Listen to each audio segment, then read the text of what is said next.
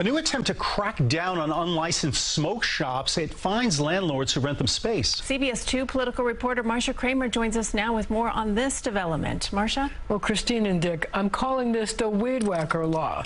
With unlicensed cannabis shops popping up like weeds all over the city, officials hope they can whack them down by cutting off their access to places where they operate.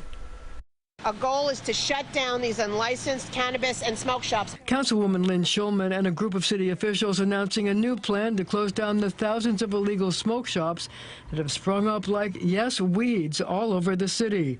At last count, there are about 8,000 of them in the 5 boroughs. It centers on a law to fine landlords up to $10,000 for knowingly renting to the illegal shops. I call it the weed whacker law. The councilwoman calls it a game changer in shutting down illegal cannabis shops that are proliferating in New York City and threatening our communities. Officials made a point of standing in front of the Union Square Travel Agency, yes, that's the name, one of a handful of legal shops selling marijuana products in New York City. When you make a purchase at a state-sanctioned weed shop, it collects sales taxes which go into the state budget. Statewide illicit sales are expected to be $5.4 billion.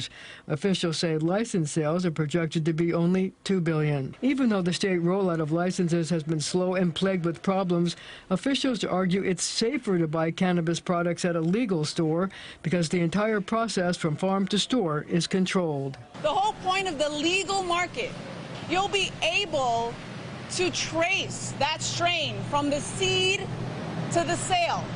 That is very, very important, and we want to make sure that we know exactly what's going into our bodies. The businesses, some of them are fly-by-night.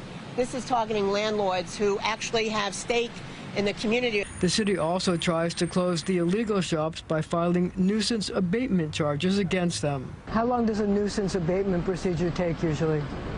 It could be anywhere from 3 to 6 months. It's a tedious process. Often city raids on the illegal shops don't do much. The businesses are so lucrative that shops often regard the raids as the price of doing business and reopen the next day. So how frustrating is it? That's very frustrating. Now, the Union Square Travel Agency is run by the Doe Fund, which uses some of the proceeds for its public service programs that provide housing and supportive services to hundreds of New Yorkers. Dick and Christine. Thank you, Marcia. Thanks, Marcia.